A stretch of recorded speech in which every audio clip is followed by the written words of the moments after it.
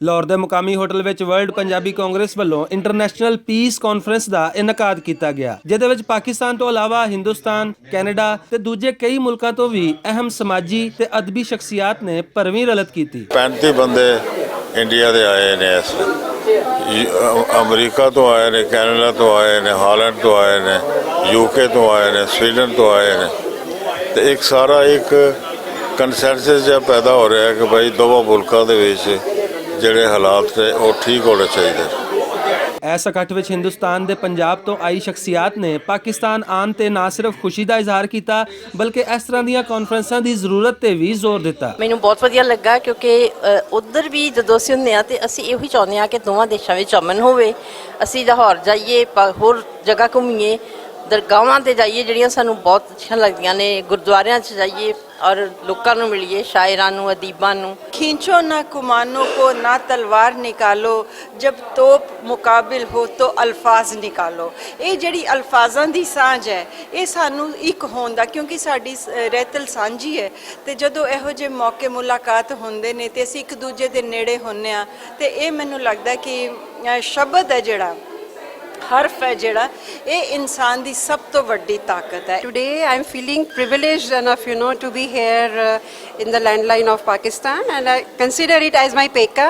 And why peka, because मेरे parents ਇੱਥੇ ਹੀ ਜੰਮੇ ਪਲੇ, ਉਹਨਾਂ ਦੀ BA graduation ਤੱਕ education ਇੱਥੇ ਹੋਈ ਤੇ last time I visited here in 2002 and the moment after Pakistan visit ਤੋਂ ਬਾਅਦ ਜਦ ਮੈਂ ਘਰ ਪਹੁੰਚੀ ਆ, ਮੇਰੇ ਫਾਦਰ ਨੇ ਮੇਰੇ ਹੱਥ ਚੁੰਮ ਲਏ। ਉਹਨਾਂ ਨੇ ਹੀ ਵਾਸ ਸੋ ਹੈਪੀ, ਹੀ ਵਾਸ ਇਨ ਟੀਅਰਸ ਕਿ ਮੈਂ ਉਹਨਾਂ ਦੇ ਮੁਲਕ ਤੋਂ ਹੋ ਕੇ ਆਈ ਆ। ਇਹਨਾਂ ਸਾਂਝਾਂ ਦੀ ਪੰਜਾਬੀ ਲਈ ਸਾਡੇ ਦਿਲਾਂ ਲਈ ਬਹੁਤ ਲੋੜ ਹੈ ਤੇ ਜੋ ਬੀਤਿਆ ਉਸ ਨੂੰ ਦਰੁਸਤ ਕਰਨ ਲਈ ਸਾਡੇ ਦਿਲ 'ਚ ਜੋ ਇੱਥੇ ਲਫ਼ਜ਼ ਵਰਤਿਆ ਗਿਆ ਤੜਪ ਹੈਗੀ ਹੈ, ਜੋ ਅਸੀਂ ਤੜਪ ਰਹੇ ਹਾਂ, ਉਹ ਤੜਪ ਮਿਟਾਉਣ ਦੀ ਲੋੜ ਹੈ। ਗ੍ਰੈਂਡ ਮਦਰ ਸਾਰੀ ਜ਼ਿੰਦਗੀ ਰੋਂਦੇ ਹੀ ਮਰ ਗਏ ਵੀ ਮੈਂ ਪਾਕਿਸਤਾਨ 'ਚ ਜਾ ਕੇ ਆਪਣੀ ਜ਼ਮੀਨ ਜਗ੍ਹਾ ਨੂੰ ਦੇ ਸਕਾਂ, ਮੇਰੇ ਫਾਦਰ ਵੀ, ਪਰ ਇਹਨਾਂ ਗੌਰਮੈਂਟਾਂ ਦੇ ਕਰਕੇ ਕੋਈ ਨਹੀਂ ਆ ਸਕਿਆ ਤੇ ਮੇਰਾ ਪਹਿਲਾ ਹੀ ਹੈ। ਮੈਨੂੰ ਇੱਥੇ ਆ ਕੇ ਬਹੁਤ ਵਧੀਆ ਲੱਗਿਆ ਕਿਉਂਕਿ ਕੁਝ ਸਾਲ ਪਹਿਲਾਂ ਮੇਰੇ ਹਸਬੈਂਡ ਇੱਥੇ ਆਏ ਸੀ ਤੇ ਉਹਨਾਂ ਤੋਂ ਜੋ ਮੈਂ ਐਕਸਪੀਰੀਐਂਸਿਸ ਸੁਣੇ ਸੀ ਮੈਂ ਉਹ ਆਪ ਐਕਸਪੀਰੀਐਂਸ ਇੱਥੇ ਆ ਕੇ ਕਰਨਾ ਚਾਹੁੰਦੀ ਸੀ। ਮੈਂ ਵੀ ਦੇਖਣਾ ਚਾਹੁੰਦੀ ਸੀ ਵੀ ਕਿੰਨਾ ਪਿਆਰ ਜਿਹੜਾ ਹੈ ਇੱਥੇ ਲੋਕਾਂ ਦੇ ਵਿੱਚ ਹੈ ਔਰ ਮੈਨੂੰ ਲੱਗਦਾ ਜਿੰਨਾ ਮੈਂ ਸੋਚਿਆ ਸੀ ਉਸ ਤੋਂ ਵੱਧ ਪਿਆਰ ਜਿਹੜਾ ਉਹ ਇੱਥੇ ਮੈਨੂੰ ਦੇਖਣ ਨੂੰ ਮਿਲਿਆ ਲੋਕਾਂ ਦੇ ਵਿੱਚ। ਅਸੀਂ ਇੱਕ ਦੂਸਰੇ ਨੂੰ ਮਿਲੀਏ ਔਰ ਜਿਹੜੇ ਖਿਆਲ ਨੇ, ਵਿਚਾਰ ਨੇ, ਥਾਟਸ ਨੇ, ਉਹਨਾਂ ਦੀ ਐਕਸਚੇਂਜ ਹੋਵੇ। ਪੰਜਾਬੀ ਕਹਿੰਦੇ ਇਹਨਾਂ ਦਾ ਆਦਾਨ ਪ੍ਰਦਾਨ ਹੋਣਾ ਚਾਹੀਦਾ, ਇਹਦੇ ਨਾਲ ਮੁਹੱਬਤ ਵੱਧਦੀ ਹੈ ਔਰ ਜਿਹੜੇ ਲੋਕ ਮੁਹੱਬਤ ਕਰਨ ਵਾਲੇ ਨੇ ਉੱਥੇ ਅਮਨ ਸ਼ਾਂਤੀ ਆਪਣੇ ਆਪ ਹੋ ਜਾਂਦੀ ਹੈ। ਚੇਅਰਮੈਨ ਪੰਜਾਬੀ ਯੂਨੀਅਨ ਮੁਦੱਸਰ ਇਕਬਾਲ ਬੱਟ ਹੋਰਾਂ ਨੇ ਕਾਨਫਰੰਸ ਨਾਲ ਖਿਤਾਬ ਕਰਦਿਆਂ ਹੋਇਆਂ ਪਾਕਿਸਤਾਨੀ ਪੰਜਾਬ ਵਿੱਚ ਪੰਜਾਬੀ ਨਾਲ ਹੋਣ ਵਾਲੇ ਧਰੋਹ ਦੀ ਗੱਲ ਕੀਤੀ। ਸਾਡੇ ਕੋਲ ਪੰਜਾਬੀ ਸਾਥ ਕਸਮ ਪੁਰਸ਼ ਰਸਕਾਰ ਔਰ ਉਹਦੀ ਵਜ੍ਹਾ ਬੁਨਿਆਦੀ ਹੈ ਕਿ ਸਰਕਾਰ ਦਰਬਾਰ ਨੂੰ ਇਹਦੀ ਕੋਈ ਹੌਸਲਾ ਅਫਜ਼ਾਈ ਨਹੀਂ ਹੋ ਰਹੀ।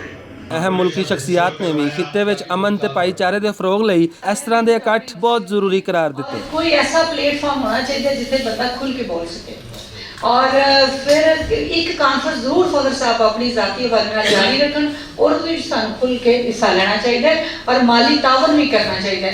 बाकी यूनिवर्सिटियां कॉन्फ्रेंस होनी चाहिए ने, फिलहाल होनी चाहिए ने, सारे इदारे होनी चाहिए ने। मैं तो कहना हर रोज़ ही कोई ना कोई इकट्ठ होना चाहिए दोवां पासे और हुण तो जमाना ऐसा है कि असी क्रॉस द बार्डर ऑनलाइन असी एक्टिविटी कर सकते हैं। सानू ये चाहिए कि लाहौर अमृतसर मिल के कोई ऐसा फोरम बनान कि उधरों अमृतसर वाले लाहौर स्क्रीन ते वेखन ते उधर अमृतसर वाले स्क्रीन ते लाहौर वेखन। मस्जिद मेरी तू क्यों दावे, मस्जिद मेरी तू क्यों दावे, मैं क्यों तोड़ा मंदिर नू, मस्जिद मेरी तू क्यों दावे, मैं क्यों तोड़ा मंदिर नू, आजा ਦੋਵੇਂ ਬਹਿ ਕੇ ਪੜੀਏ ਇੱਕ ਦੂਜੇ ਦੇ ਅੰਦਰ ਨੂੰ। ਭਾਰਤੀ ਪੰਜਾਬੀਆਂ ਨੇ ਇਸ ਮੌਕੇ ਤੇ ਪਾਕਿਸਤਾਨ ਦੀ ਨਵੀਂ ਹਕੂਮਤ ਵੱਲੋਂ ਕਰਤਾਰਪੁਰ ਲਾਂਘਾ ਖੋਲ੍ਹਣ ਦੇ ਫੈਸਲੇ ਨੂੰ ਖੁਸ਼ ਆਇੰਦ ਕਰਾਰ ਦਿੱਤਾ ਤੇ ਆਖਿਆ ਕਿ ਵਜ਼ੀਰ ਆਜ਼ਮ ਪਾਕਿਸਤਾਨ ਇਮਰਾਨ ਖਾਨ ਹੋਰਾਂ ਦੇ ਇਸ ਫੈਸਲੇ ਤੋਂ ਹਰ ਪੰਜਾਬੀ ਖੁਸ਼ ਹੈ। ਸਿੱਖ ਕੌਮ ਆ, ਅਸੀਂ ਲੋਕ ਆ, ਸਾਡੇ ਲਈ ਤਾਂ ਇਹ ਬਹੁਤ ਹੀ ਵੱਡਾ ਵਧੀਆ ਫੈਸਲਾ ਦੋਵੇਂ ਸਰਕਾਰਾਂ ਦਾ, ਖਾਸ ਤੌਰ ਤੇ ਜਿਹੜੇ ਜਨਾਬ ਇਮਰਾਨ ਖਾਨ ਨੇ ਉਹਨਾਂ ਨੇ ਬਹੁਤ ਇੱਕ ਵਧੀਆ ਦੂਰ ਅੰਦੇਸ਼ੀ ਇੱਕ ਵਧੀਆ ਸੋਚ ਵਾਲਾ ਫੈਸਲਾ ਲਿਆ।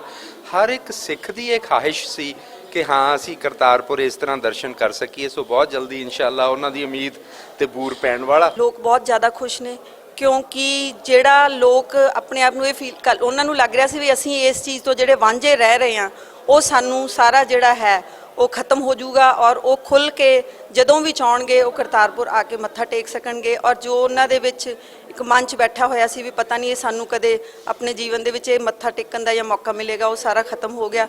ਔਰ ਮੈਨੂੰ ਲੱਗ ਰਿਹਾ ਵੀ ਹਰ ਇੱਕ ਇਨਸਾਨ ਉੱਥੇ ਪੰਜਾਬੀ ਇਹ ਸੋਚ ਰਿਹਾ ਵੀ ਜਦੋਂ ਵੀ ਇਹ ਲਾਂਘਾ ਖੁੱਲ੍ਹੇਗਾ ਉਹ ਇੱਕ ਵਾਰ ਕਰਤਾਰਪੁਰ ਜ਼ਰੂਰ ਜਾਊ। ਇੰਟਰਨੈਸ਼ਨਲ ਪੀਸ ਕਾਨਫਰੰਸ ਰਾਹੀਂ ਕਈ ਮੁਲਕਾਂ ਤੋਂ ਆਏ ਪੰਜਾਬੀਆਂ ਨੇ ਪੰਜਾਬ ਸਮੇਤ ਪੂਰੇ ਖਿੱਤੇ ਵਿੱਚ ਅਮਨ ਦੀ ਮੰਗ ਕੀਤੀ ਤੇ ਆਪਣੀਆਂ ਸਾਂਝਾਂ ਨਵੇਂ ਸਿਰੇ ਤੋਂ ਲੱਭਣ ਦੀ ਜ਼ਰੂਰਤ ਤੇ ਜ਼ੋਰ ਦਿੱਤਾ। ਕੈਮਰਾਮੈਨ ਜ਼ਿਸ਼ਾਨ ਭੱਟ ਦੇ ਨਾਲ ਅਸਗਰ ਅਲੀ, ਭੁਲੇਖਾ ਟੀਵੀ, ਲਾਹੌਰ।